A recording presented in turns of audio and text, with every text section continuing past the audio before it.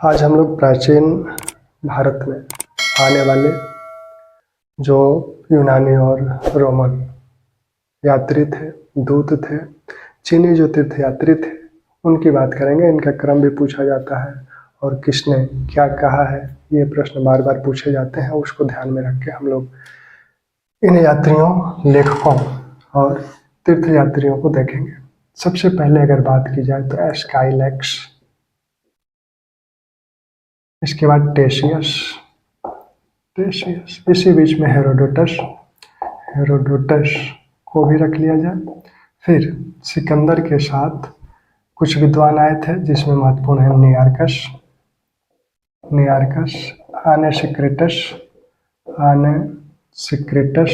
Secrets और अरस्टोबुलस।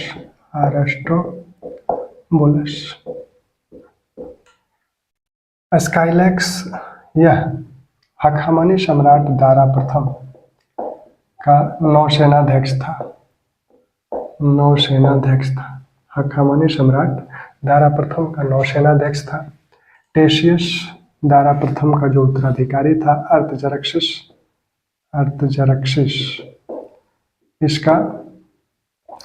अर्तजरक्सिस का राजवैद्य था। हेरोडोटस जो कि इतिहास के पिता माने जाते हैं,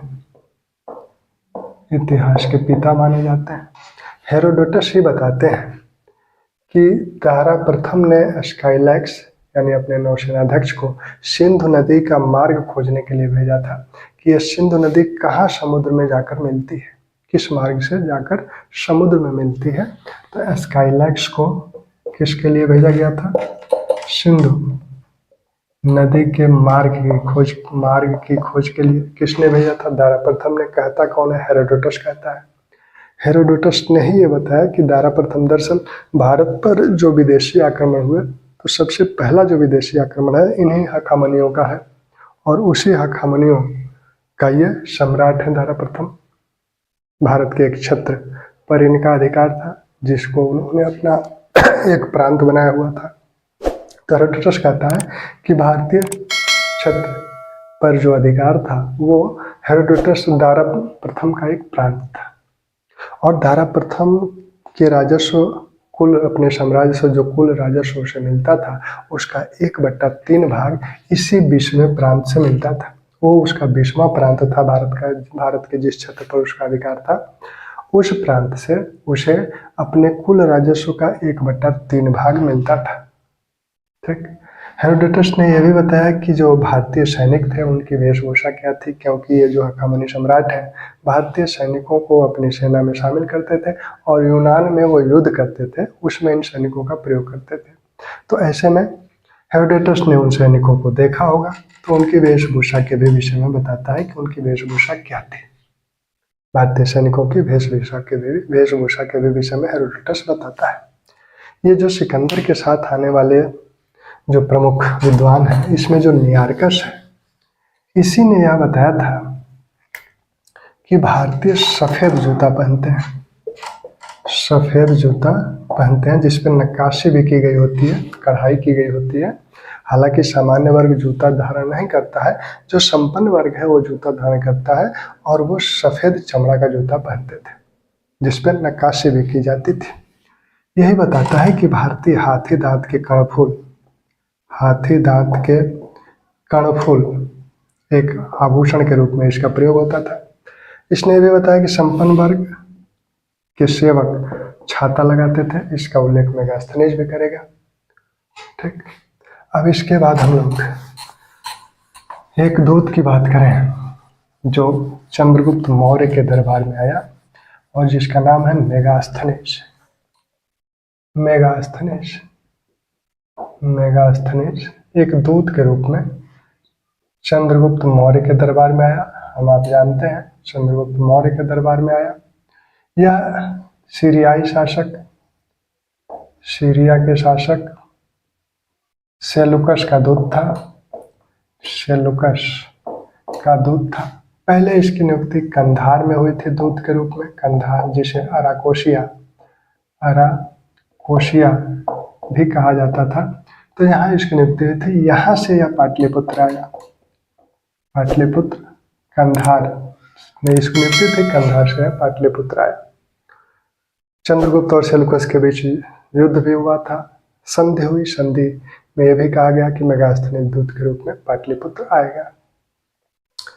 मेगास्थनीज ने जो कुछ लिखा उसे माना जाता है कि इंडिका नाम से उसने एक ग्रंथ लिखा। अब ये इंडिका मूल रूप से तो मिली नहीं। मेगास्थनीज की बातों का जिक्र विभिन्न यूनानी और रोमन विद्वानों ने अपनी अपनी पुस्तकों में किया है। मेगास्थनीज की इंडिका का जिक्र विभिन्न यूनानी और रोमन लेखकों ने अपनी अपनी पुस्तकों में किया है, जैसे डायोडोरस, स्ट्रैबो, प्लूटार्क, जस्टिन। इन लोगों ने अपने अपने ग्रंथों में इसके मेगास्थनीज के बातों का, कथनों का उद्धरण अपने किताबों में दिया है। लेकिन जो ये यूनानी और रोमन लेखक है उसमें टालमी ऐसा लेखक है जिसने मेगास्थनीज का उद्धरण नहीं दिया है। तो ये भी प्रश्न एक पूछा जाता है कि किसके ग्रंथ में मेगास्थनीज का उद्धरण नहीं मिलता है। तो मेगास्थनीज का उद्धरण जिन लोगों में मिलता है, डायोडोरस, स्ट्रैबो, जस्टिन, प्लूटार्क, एरियन। टालमी की जो जाग्राफी है उसमें इसका उद्धरण नहीं मिलता है।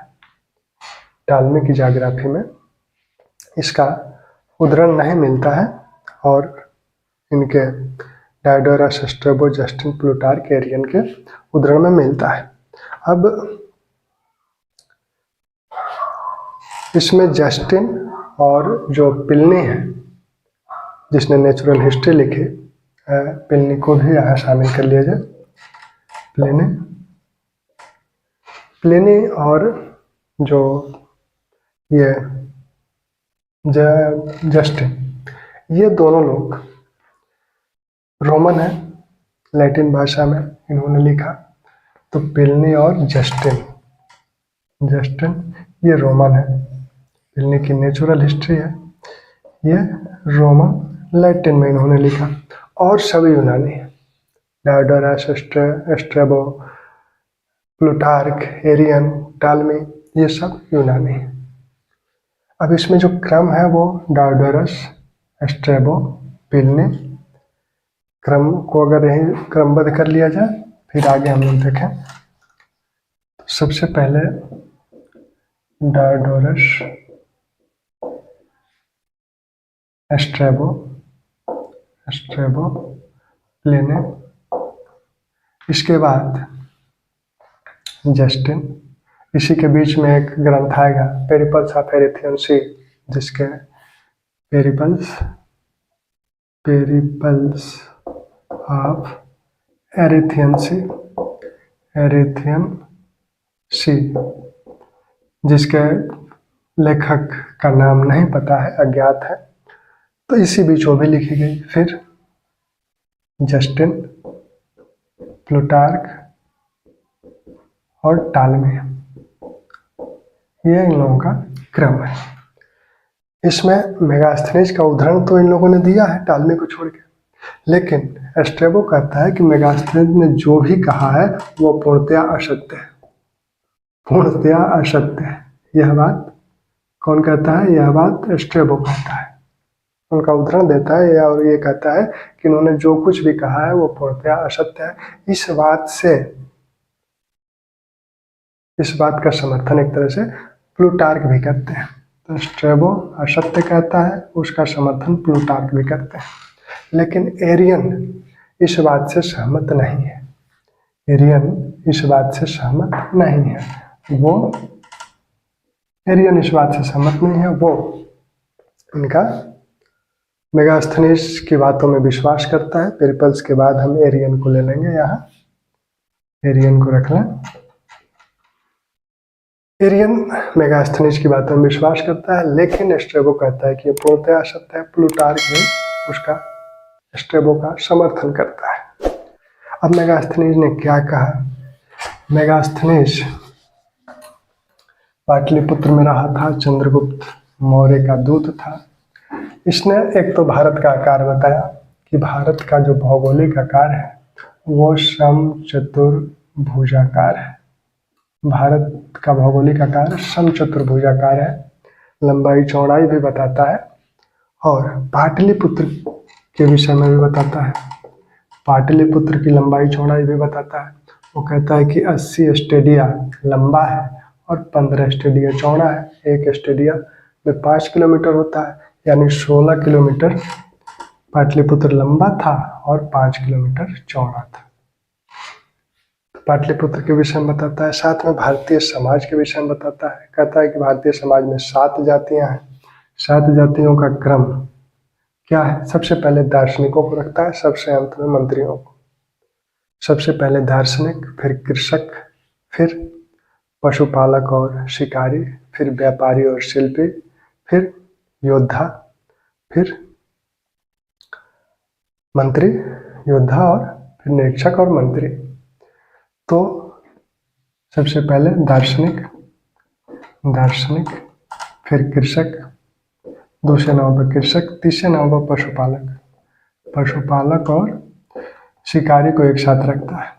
इसके बाद व्यापारी और शिल्पी, फिर योद्धा, फिर निरीक्षक, फिर मंत्री। तो इस प्रकार से 7 जातियों का उल्लेख करता है। इसने ये बताया कि राजा द्वारा कठोर कानून है, अपराध नहीं होते हैं। भारतीयों के भोजन करने के विषय में बताता है कि भारतीयों को भोजन करने का तरीका क्या है। एक तिपाही आकार का मेज होता है, उस पर पहले चावल रखा जाता है, फिर ऊपर से अन्य भोज्य पदार्थ, दाल, दही वगैरह रखा जाता है। इसने यह भी बताया कि भारत में 2 फसलें उपजाई जाती हैं, क्योंकि 2 बार यहाँ बारिश होती है, तो इसलिए यहाँ 2 फसलें उपजाई जाती हैं। यह भी बताता है कि भारतीय साहसी, वीर और पराक्रमी हैं, सत्यवादी हैं। यहाँ के मौर्यकालीन जो नगर प्रशासन है और मौर्यकालीन जो सैन्य प्रशासन है उसके विषय में बताता है कि नगर प्रशासन के लिए 6 समितियाँ हैं, सैन्य प्रशासन के लिए 6 समितियाँ हैं। एक समिति में 5 सदस्य हैं, यानी कुल 30 लोगों से 6 समितियाँ बनी हुई हैं नगर प्रशासन के लिए और 30 लोगों से 6 समितियाँ बनी हुई हैं सैन्य प्रशासन के लिए। कुछ अचंभित करने वाली बातें भी इनके द्वारा कही गई, जिसमें इन्होंने कहा कि चींटियां सोना खोदती हैं। एक नदी का भी इन्होंने उल्लेख किया जिसमें कोई तैर नहीं सकता, जिसमें सब चीज डूब जाता है। शिलास नदी का इन्होंने उल्लेख किया है। फिर ये कहते हैं कि भारतवासी सूद पर धन नहीं देते हैं, न तो देते हैं न लेते हैं। हालांकि कौटिल्य, जो कि मौर्य शासन के ही प्रधानमंत्री हैं, अर्थशास्त्र उन्होंने लिखा, वो बताते हैं कि सूद लिया जाता था। फिर ये कहते हैं कि भारत में कोई लिखित कानून नहीं है और यहाँ के लोग देश के बाहर नहीं जाते हैं। तो ये जो विवरण है वो इनके असत्य की कोटि में है। ठीक, अब मेगास्थनीज के बाद हम लोग बात करें तो एस्ट्रेबो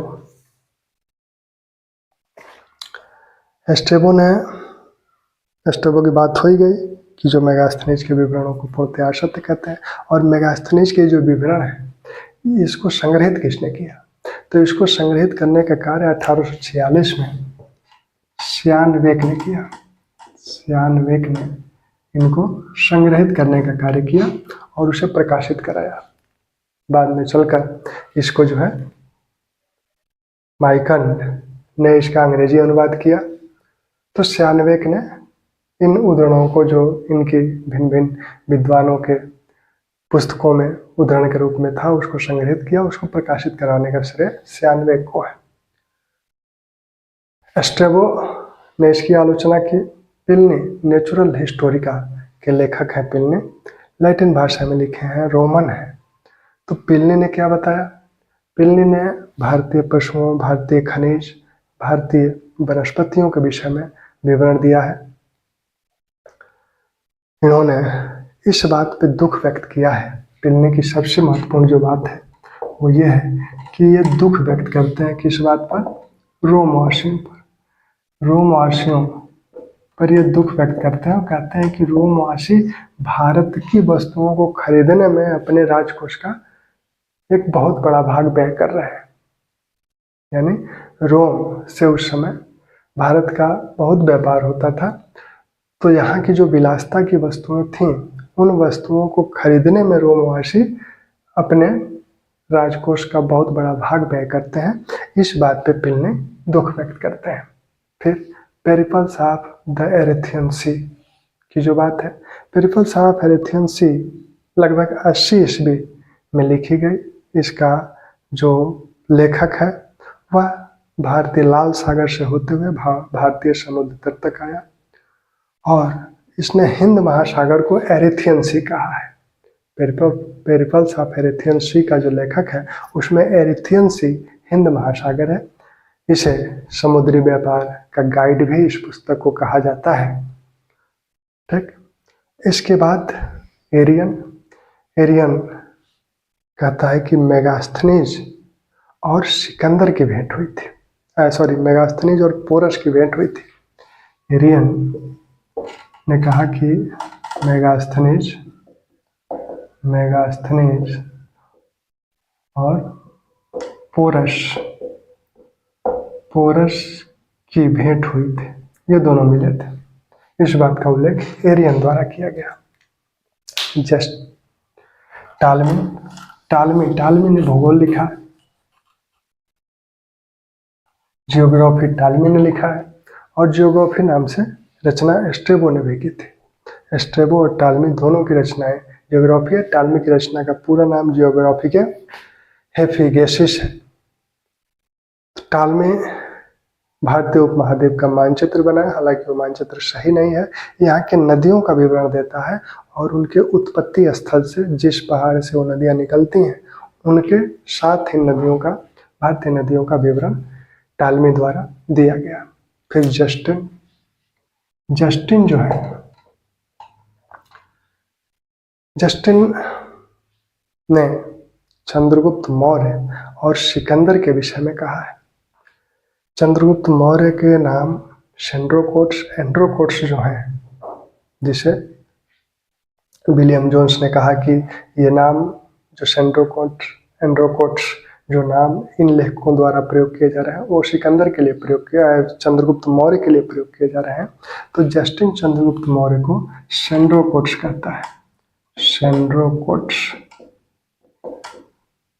वो कहता है कि सेंड्रोकोट्स और सिकंदर की मुलाकात हुई थी, लेकिन सेंड्रोकोट्स यानी चंद्रगुप्त की अस्पष्टवादिता के कारण सिकंदर नाराज हो गया और इसे मारने का आदेश दिया, लेकिन चंद्रगुप्त चतुरता से अपनी जान बचा गया। तो चंद्रगुप्त पर सिकंदर नाराज हो गया। क्यों नाराज हो गया?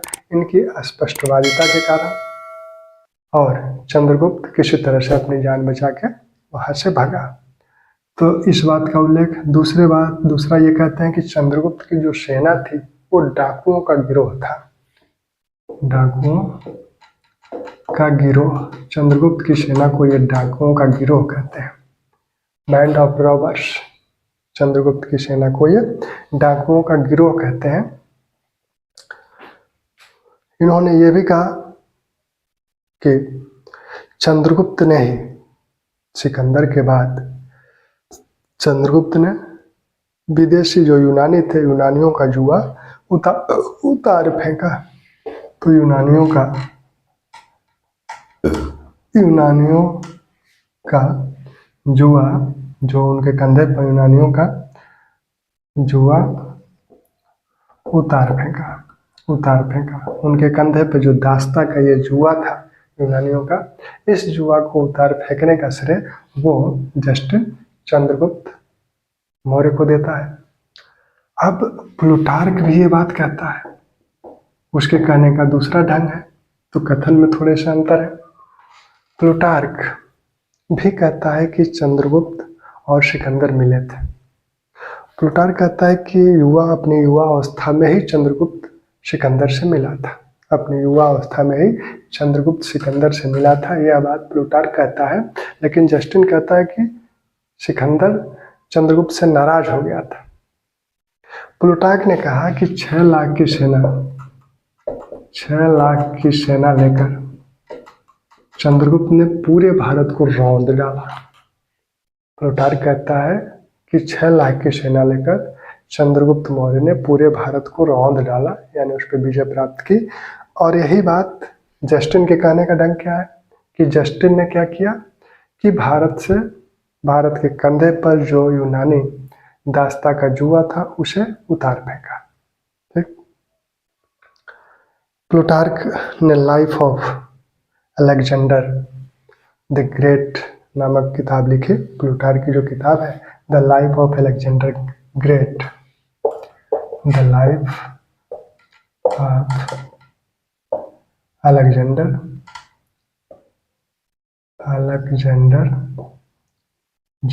द ग्रेट, यानी सिकंदर महान की जीवनी उन्होंने लिखा है। इसके बाद एक जो मिस्र के विद्वान हैं कास्मस, जो कि 547 ईस्वी में आए, उन्होंने क्रिश्चियन टोपोग्राफी लिखी है और यहाँ आकर वो बौद्ध बन गए। तो कास्मस का ध्यान रखिएगा, कब आए थे? 547 ईस्वी में। क्रिश्चियन टोपोग्राफी इनकी किताब का नाम है। ये यहाँ आकर बौद्ध बन गए। इसके बाद मार्क पोलो, जो कि 1292-93 ईस्वी में आया। मार्क पोलो 1292-93 ईस्वी में यह भारत आया था और यात्रियों का राजकुमार इसे कहा जाता है। मध्यकालीन यात्रियों का राजकुमार कहा जाता है और तीर्थ यात्रियों का राजकुमार वेनसांग को कहा जाता है। मध्यकालीन यात्रियों का राजकुमार मार्क पोलो है और तीर्थ यात्रियों का राजकुमार वेनसांग है। मार्क पोलो ने भारत के जो दक्षिणी समुद्र तट है उस समुद्र तट तक आया था और पांड्य राज्य का उल्लेख करता है। पांड्य राज्य और साथ में जो काकतीय राज्य की रुद्रमा जो शासिका थी उसका उल्लेख करता है। काकतीय की शासिका रुद्रम्बा का उल्लेख करता है। यह पांड्य राज्य के विषय में बताता है कि पांड्य राज्य में बहुत सोना है, यहाँ के शासक बहुत सारे आभूषण धारण करते हैं। यहाँ का एक स्थान माबर का उल्लेख करता है जो अपने मोतियों के लिए विख्यात है और इसने कायल नामक एक बंदरगाह का उल्लेख किया है। यह दासी प्रथा का भी उल्लेख करता है और साथ में सेंट थॉमस जो पहले क्रिश्चियन भारत आए थे उनकी कब्र का भी उल्लेख करता है। ठीक।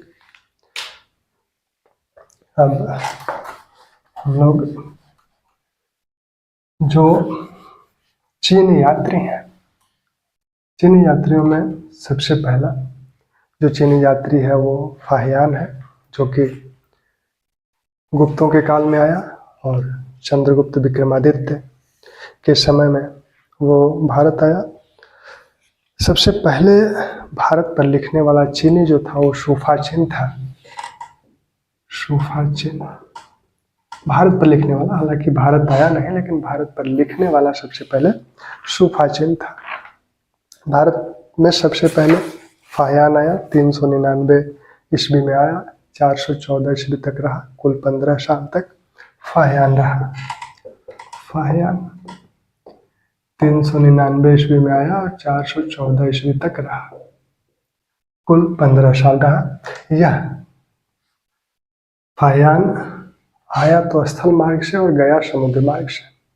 वैसे ही वेनसांग जो आता है स्थल मार्ग से और जाता भी है स्थल मार्ग से। फिर इति सिंह आता है समुद्र मार्ग से इति सिंह समुद्र मार्ग से आया और समुद्र मार्ग से गया। स्थल ये फायान स्थल मार्ग से आए और जल मार्ग से गए। वैसे ही ह्वेनसांग स्थल मार्ग से ही आया और स्थल मार्ग से ही गया। इति सिंह जो कि समुद्र मार्ग से आया और समुद्र मार्ग से गया। तो ये कभी पूछा जाता है कि कौन स्थल मार्ग से आया और स्थल मार्ग से ही गया, तो वो ह्वेनसांग है। फाहियान 399 से 414 ईस्वी आया। फाहियान ने अपने समय के किसी शासक का उल्लेख नहीं किया है। फाहियान ने अपने समय के भारत में जो शासक हैं उनका उल्लेख नहीं करता है। मूल रूप से यह बौद्ध धर्म, जो भी चीनी यात्री आए वो मूल रूप से बौद्ध धर्म के अध्ययन के लिए आए। फाहियान का भी वही उद्देश्य है। इसकी जो पुस्तक का नाम है फो क्यू की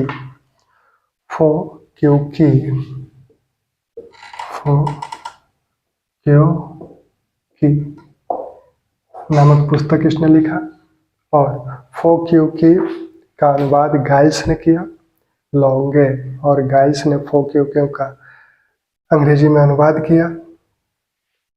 इसने भारतीय समाज के विषय में जो बताया, अपनी यात्रा में जिन स्थानों से होते हुए आया उन स्थानों में क्या क्या देखा।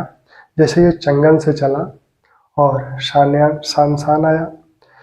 चंगन से चल के शानशान आया। शानशान में इसने हीनयान संप्रदाय के भिक्षुओं को देखा और कहता है कि वहाँ 4000 भिक्षु शानशान में रहते थे।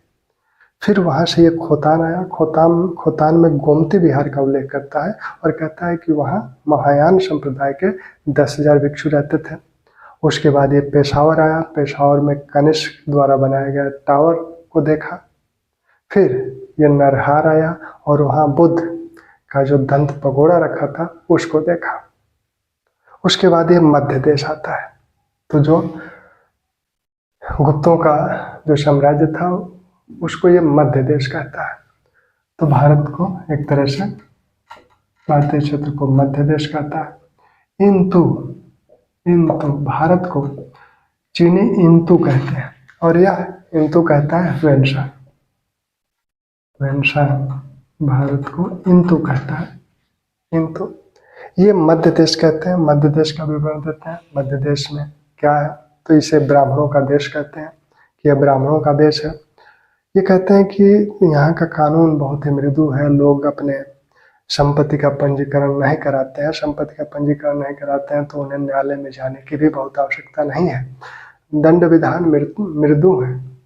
बार बार राजद्रोह करने पर अपराधी का दाहिना हाथ काट लिया जाता है, अर्थदंड लगाया जाता था।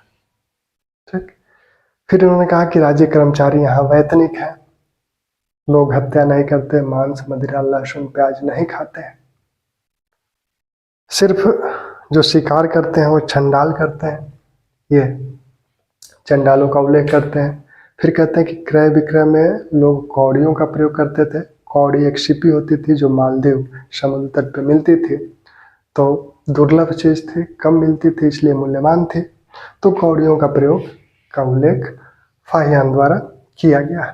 ये बताते हैं कि कुलीन वर्ग के लोग मंदिर और विहार बनवाते थे। जो संपन्न लोग थे जिसमें वैश्य थे वो औषधालय और भोजनालय, निःशुल्क भोजनालय और निःशुल्क औषधालय की व्यवस्था करते थे। ये इनका कहना है। इन्होंने पाटलिपुत्र में संस्कृत का अध्ययन किया और ताम्रलिप्ति में बौद्ध ग्रंथों की प्रतिलिपि तैयार की। तो फाहियान ने पाटलिपुत्र में संस्कृत का अध्ययन किया और ताम्रलिप्ति में ये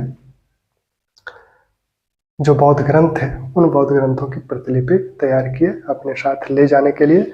फिर ये जल मार्ग से होते हुए लंका, पूर्वी द्वीपों से होते हुए चीन पहुंच गए। दूसरे नंबर पे जो चीनी यात्री आए वो सुंग यून है। दूसरे नंबर के जो चीनी यात्री हैं 518 ईस्वी में वो सुंग उन है।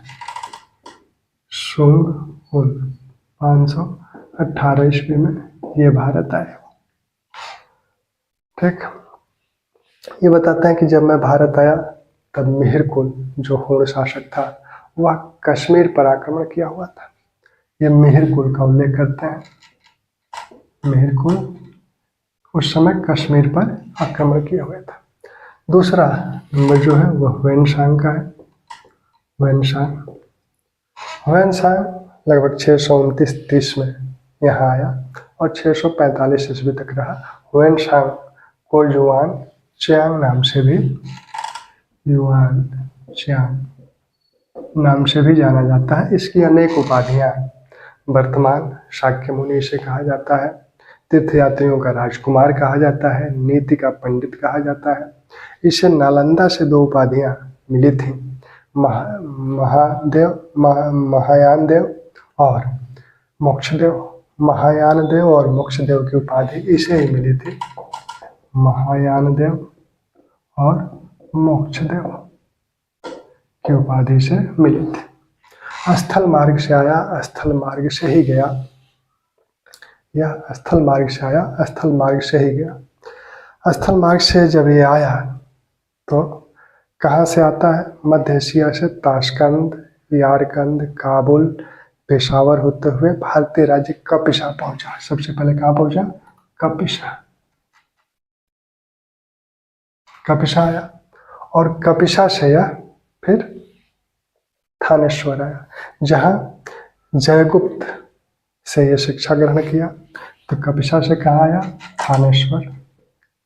थानेश्वर और यहीं जयगुप्त से शिक्षा ग्रहण किया। फिर थानेश्वर से ये आगे चला। थानेश्वर से आगे मतिपुर छत्र होते हुए कनौज पहुंचा। तो कनौज यह 636 ईस्वी में पहली बार आया। कनौज 636 ईस्वी में पहली बार आया। दोबारा फिर कनौज हर्षवर्धन के साथ आएगा। कनौज से ये फिर कौशाम्बी होते हुए ये पहुंचता है पाटलिपुत्र बोध गया। वहाँ बोध गया पहुंचकर बोध वृक्ष की पूजा की। इसी ने बताया है कि गौड़ नरेश शशांक ने बोध वृक्ष को कटवाकर गंगा नदी में फेंकवा दिया था और एक शिव मूर्ति को वहाँ स्थापित किया था। इसी ह्वेनसांग ने ही कहा है कि गौड़ नरेश शशांक ने बोध वृक्ष को कटवाकर गंगा नदी में फेंकवा दिया था। तो बोध वृक्ष की पूजा किए। यहाँ से नालंदा गए। नालंदा के जो विश्वविद्यालय था, उस विश्वविद्यालय का उल्लेख करने वाला सबसे पहले यही यात्री है। ह्वेनसांग ही नालंदा विश्वविद्यालय का उल्लेख करता है और वहाँ के जो कुलाधिपति थे या कुलपति थे शैलभद्र, उनके शरण में इसने योग शास्त्र की शिक्षा प्राप्त की नालंदा में। फिर दोबारा जब नालंदा आया तो वहाँ अध्यापन कार्य भी किया। यहाँ से यह बंगाल, उड़ीसा होते हुए कांची पहुंचा, पल्लवों की राजधानी। फिर वहाँ से ये चालुक्यों की राजधानी मोहोलचा महाराष्ट्र आया और यहाँ मोहोलचा पुलकेशिन द्वितीय उस समय शासक था। उसके विषय में कहता है कि यह बहुत ही वीर है, जिसने हर्षवर्धन की अधीनता नहीं स्वीकार की। यानी वहाँ युद्ध जो पुलकेशिन और हर्षवर्धन में हुआ था, उसमें कौन विजयी हुआ, इस बात को इसने भी, अन्य स्रोत तो उसको स्पष्ट नहीं करते हैं, ह्वेनसांग भी उसको स्पष्ट नहीं किया और कहा कि वो बहुत वीर था और हर्षवर्धन की अधीनता नहीं स्वीकार की। उसने वहाँ के लोगों और कांची के लोगों की विद्वता का भी वर्णन करता है। वहाँ से फिर आ गया मालवा होते हुए बल्भी, और बल्भी का उस समय जो शासक था ध्रुवसेन, उसको कहता है कि हर्षवर्धन का दामाद था। बल्भी का जो शासक ध्रुवसेन था उसको उसने हर्षवर्धन का दामाद कहा और हर्षवर्धन का दामाद था भी। और वहां से फिर ये आ गया नालंदा। यहाँ आया तब यहाँ कामरूप के शासक भास्कर वर्मा ने उसे आमंत्रित किया। पहले तो इनकार कर दिया, फिर भास्कर वर्मा ने इसे ले जाने के लिए थोड़ा सा दबाव डाला। तो भास्कर वर्मा के संग ये कामरूप जा रहा था नालंदा से। उसी बीच का जंगल में हर्षवर्धन अपना शिविर लगाए बैठा था। हालांकि वहाँ ये अभी मिला नहीं, अब कामरूप चला गया। इस समय तक बहुत विख्यात हो गया था।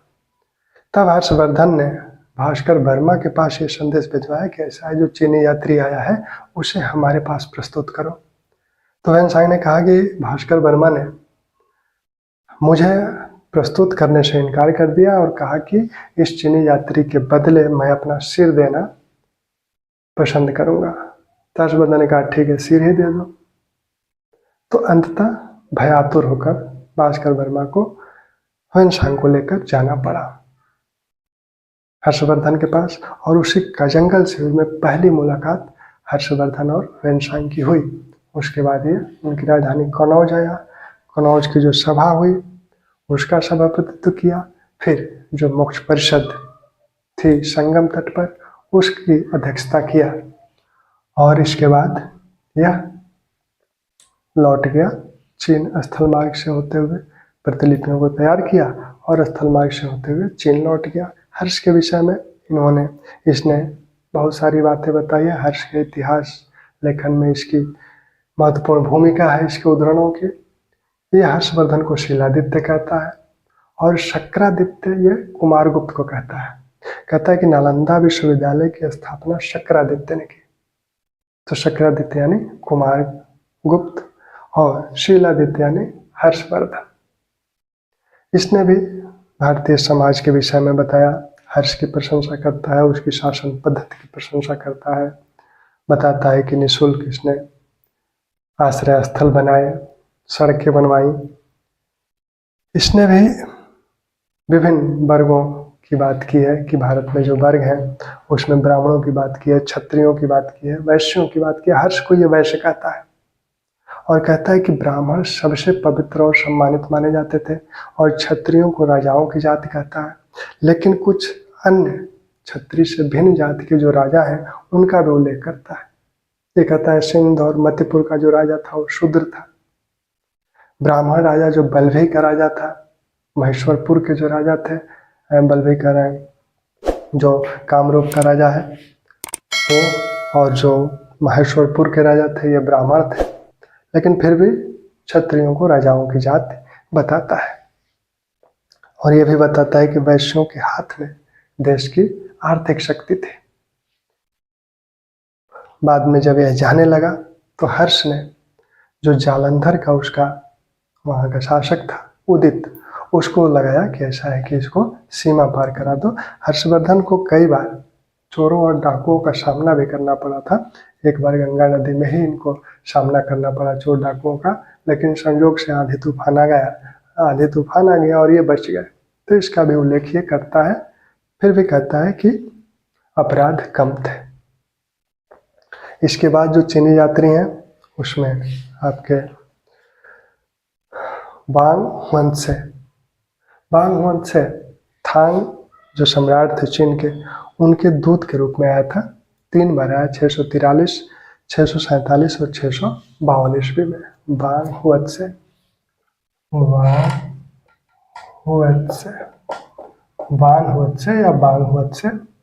यह 643 में आया।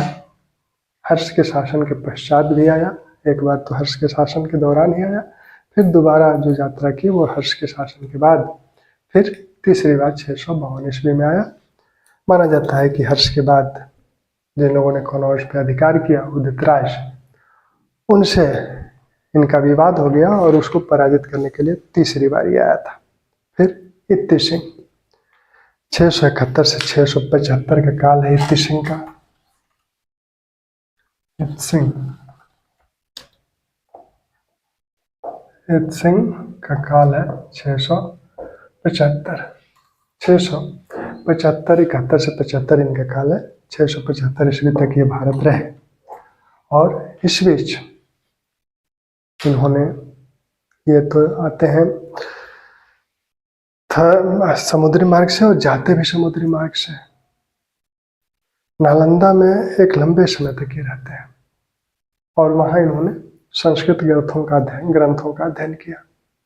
नालंदा में इन्होंने संस्कृत ग्रंथों का अध्ययन किया और ताम्रलिप्ति में नालंदा में इन्होंने संस्कृत ग्रंथों की प्रतिलिपि तैयार की और ताम्रलिप्ति में संस्कृत ग्रंथों का इन्होंने अध्ययन किया। तो इन्होंने संस्कृत ग्रंथों का अध्ययन क्या किया? ताम्रलिप्ति में। फाहियान ने ताम्रलिप्ति में क्या किया था? वहाँ बौद्ध ग्रंथों की प्रतिलिपि तैयार की। इत्ती सिंह वहाँ संस्कृत सीखते हैं और नालंदा में इसने बौद्ध ग्रंथों की प्रतिलिपि तैयार की, उनका अनुवाद किया, संस्कृत ग्रंथों का और संस्कृत ग्रंथों का भी अनुवाद किया। इसने अपने पूर्व आए हुए 56 बौद्ध यात्रियों का विवरण दिया है। इसकी पुस्तक को तक्कुश ने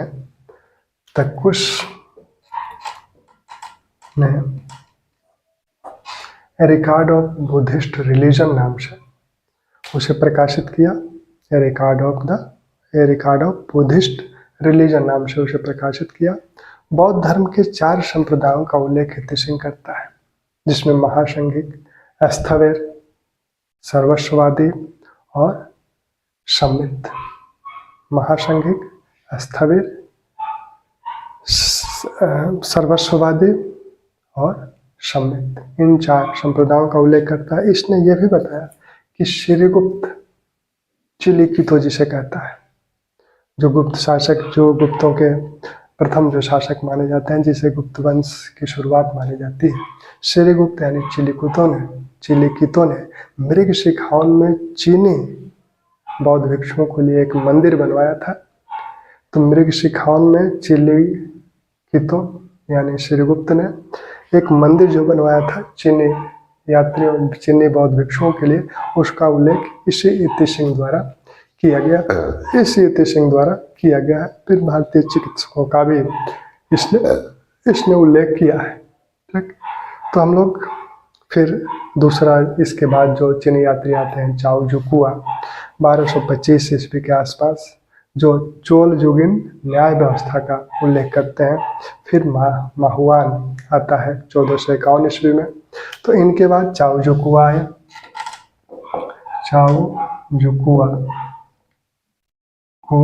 फिर माहुआन आता है। इति सिंह के बाद चाओ जुकुआ, जो कि चोल कालीन न्यायिक व्यवस्था का उल्लेख करता है, मुख्यतः चोल राज्य में आया। और 1451-52 के आसपास माहुआन आते हैं और इन्होंने भी उस समय की जो सामाजिक व्यवस्था उसका उल्लेख किया है। इसको हम लोग मध्यकाल में भी देखेंगे। तो ये चीनी यात्री है। इसके बाद जो अन्य यात्री आते हैं, जैसे इब्न खदुर्ब 9वीं शताब्दी में आया। फिर सुलेमान भी 9वीं शताब्दी में आया। अल मसूदी 10वीं शताब्दी में आया। इब्न खदुर्ब ने मेगास्थनीज की तरह ही 7 जातियों का उल्लेख किया है कि 7 वर्ग बताते हैं, जिसमें वो ब्राह्मणों को बताते हैं, फिर क्षत्रिय, फिर चंडालों की बात करते हैं, फिर वो खानाबदोशों की बात करते हैं। क्षत्रियों का 2 भाग उन्होंने बताया। क्षत्रियों को 2 भाग, उन्होंने शूद्रों की भी बात की, चंडाल, एक तो ब्राह्मण, क्षत्रिय, शूद्र, चंडाल और खानाबदोश। और साथ में क्षत्रियों के 2 भाग उन्होंने बताया, एक तो सबुकफुरिया और एक कतारिया। सबुकफुरिया जो राजवंश से संबंधित क्षत्रिय थे उनको बताते हैं, और कतारिया जो सामान्य क्षत्रिय थे उनको कतारिया कहते हैं। तो क्षत्रियों के 2 वर्गों का उल्लेख इब्न खदुर्ब ने किया है। मामलुकुल मशालिक वल ममालिक इनकी किताब का नाम है। फिर सुलेमान 9वीं शताब्दी में आता है। मिहिर भोज उस समय शासक थे, और यही सुलेमान ही कहता है कि मिहिर भोज जो है अरबों का घोर शत्रु है। सुलेमान ही बताता है कि मिहिर भोज अरबों का घोर शत्रु है, और यह अमोघ वर्ष के दरबार में गया था।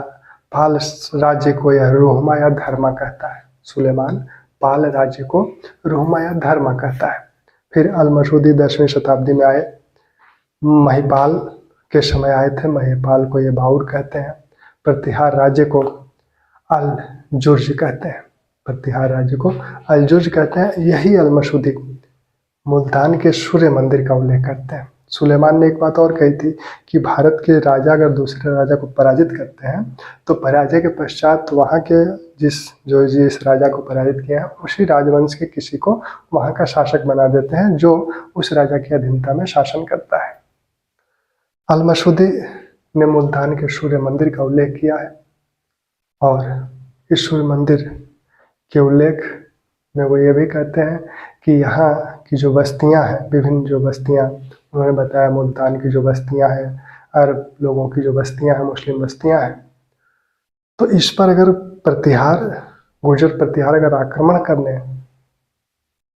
करने का प्रयास करते हैं, तो ये लोग, जो ये बस्तियां हैं अरबों की, ये लोग इस मंदिर को तोड़ने की धमकी देकर उस आक्रमण से अपने को बचाते हैं। ठीक, तो इसको हम लोग एक अबू रेहान अल बरूनी, उसकी बात करेंगे तो थोड़ा सा और लंबा हो जाएगा, तो उनकी बातें हम लोग मध्यकाल में करेंगे।